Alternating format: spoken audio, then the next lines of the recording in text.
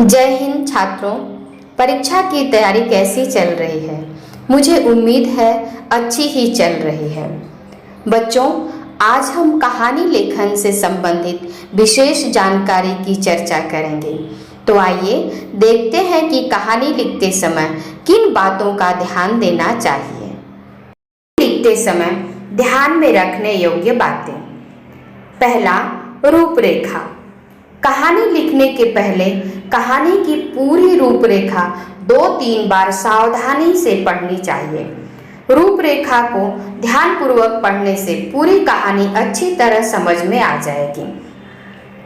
इसके बाद विद्यार्थी को यह तय कर लेना चाहिए कि वह कहानी में अपनी ओर से कहाँ और कितना रंग भर सकता है, अपनी कल्पना का कितना उपयोग कर सकता है, किस संकेत का कितना विस्तार कर सकता है। कहानी के प्रत्येक संकेत पर केवल एक एक वाक्य लिख देने से ही कहानी नहीं बनती। वर्णन, विस्तार और संवाद की त्रिवेणी कहानी में नया रंग भर देती है। वर्णन कैसे करना चाहिए? कहानी में घटना, स्थान, पात्र या दृश्य का संक्षिप्त वर्णन करना चाहिए। स्थान, पात्र आदि के नाम भी देने चाहिए। विस्तार कैसे करना है? कहानी का विस्तार विद्यार्थियों से कम 10 से 12 पंक्तियों की कहानी की अपेक्षा की जाती है। विद्यार्थियों की गई शब्द सीमा का भी ध्यान रखना चाहिए। कितना शब्द सीमा लिखना है? वार्तालाप या संवाद कैसे लिखना है? कहानी में पात्रों के बीच वार्तालाप या संवाद होने चाहिए। संवाद स्वाभाविक, छोटे और स्पष्ट हों, बहुत बड़े नहीं होने चाहिए। कहानी भूतकाल में ही लिखनी चाहिए, वर्तमान या भविष्य में नहीं। पात्रों के संवाद वर्तमान काल अथवा भविष्य काल में भी हो सकते हैं। रूपरेखा में दिए गए किसी संकेत को छोड़ना नहीं चाहिए। रूपरेखा के संकेतों को क्रमशः लें, क्रम के अनुसार ही लिखें, उनमें उलट पुलट न करें, अर्थात आगे पीछे नहीं करें। अनुच्छेदों में विभाजन होना चाहिए। पूरी कहानी को एक ही अनुच्छेद में न लिखें। कहानी में कम से कम 3 अनुच्छेद होने चाहिए। संकेतों के महत्व के अनुसार अनुच्छेद का विस्तार होना चाहिए। भाषा शैली। अब भाषा शैली कैसी होनी चाहिए? कहानी की भाषा सरल, स्वाभाविक और प्रवाहमयी होनी चाहिए। वह व्याकरण की दृष्टि से शुद्ध हो। शुद्ध वर्तनी और विराम चिन्हों की ओर ध्यान देना चाहिए। कहाँ पर विराम देना है? मुहावरों और कहावतों का उचित प्रयोग कहानी में जान डाल देता है, इसलिए उसका भी प्रयोग करना चाहिए। प्रारंभ और अंत। अब कहानी का प्रारंभ कैसे करना है और उसका अंत कैसे कहना है? कहानी का प्रारंभ और अंत दोनों संक्षिप्त, रोचक और भावपूर्ण होने चाहिए। शीर्षक। कहानी का शीर्षक बहुत ही महत्वपूर्ण है।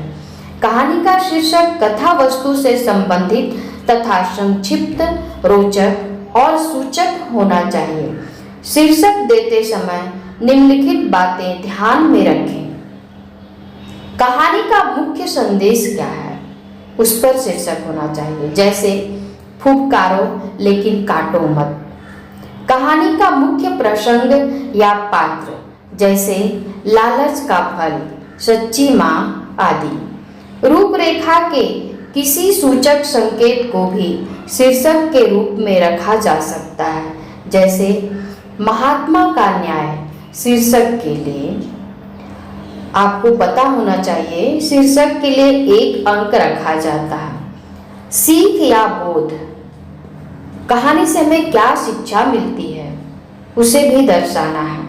यदि प्रश्न में सीख या बोध लिखने के लिए कहा गया हो तो कहानी पूरी होने के बाद अलग परिच्छेद में कहानी से मिलने वाली सीख या बोध संक्षेप में लिखें। तो एक उदाहरण के साथ मैं आपको कहानी समझा देती हूँ। निम्नलिखित मुद्दों के आधार पर लगभग 70 से 80 शब्दों में कहानी लिखिए और उसे उचित शीर्षक दीजिए तथा सीख भी लिखिए। यह प्रश्न है आपका। मुद्दे दिए गए हैं। बूढ़ा किसान, 4 बेटे, चारों आलसी, किसान दुखी और चिंतित, अंतकाल में बेटों से कहना, खेत में गड़ा धन, किसान की मृत्यु, बेटों द्वारा खेत में खुदाई, धन न मिलना, खेत में अच्छी फसल होना, पिता की बात का अर्थ समझना, सीख, शीर्षक। अब उत्तर हम कैसे लिखेंगे इस पर ध्यान रखो। खेत में गड़ा हुआ धन अथवा परिश्रम ही सच्चा धन है, यह शीर्षक आपको लिखना है। किसी गांव में एक किसान रहता था। उसके 4 बेटे थे, पर वे सभी बड़े आलसी थे। किसान के पास उपजाऊ भूमि थी।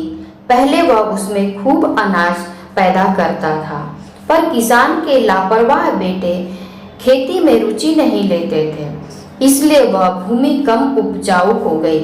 बेटों के निकम्मेपन से किसान बहुत दुखी और चिंतित रहता था। इसी दुख और चिंता में किसान बीमार पड़ गया। एक दिन उसे लगा कि अब उसके जीवन की आखिरी घड़ी निकट आ गई है। तब मृत्युशैया पर पड़े पड़े उसने अपने चारों बेटों को अपने पास बुलाया और कहा, मैंने खेत में धन गाड़ रखा है। मेरे मरने के बाद तुम चारों उस खोद कर निकाल देना। इतना कहने के बाद किसान की मृत्यु हो गई। पिता का क्रियाकर्म के करने के बाद उस चारों बच्चों ने क्या समझा कि अब खेत में से धन निकालना चाहिए।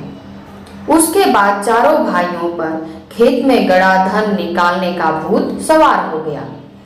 उन्हें खेत में किसी निश्चित जगह धन गड़ा होने का पता न था, इसलिए धीरे धीरे उन्होंने सारा खेत खोद डाला, लेकिन कहीं धन नहीं मिला।